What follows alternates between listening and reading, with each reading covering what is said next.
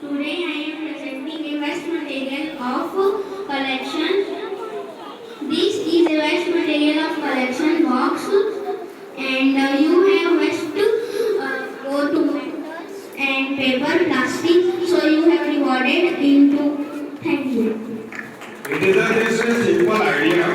You will throw your waste to anywhere.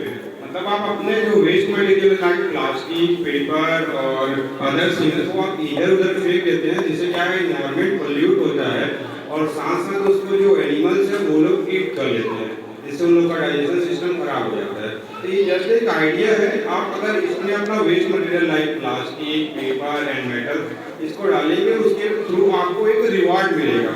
इससे क्या है दूसरों को प्रोत्साहन मिलेगा कि उससे हम लोग को कुछ तो मिल रहा है। आप ऐसे ही फेंक देते हैं, इससे रिवॉर्ड मिलेगा, दैट मीन उनको ये होगा, फील होगा कि हम लोग उसको इधर उधर ना फेंके, उसको वहाँ कलेक्ट करें। तो इससे क्या होगा, इन्वायरमेंट भी सेव होगा, साथ साथ हम लोग को रिवॉर्ड भी मिल जाएगा। Thank you.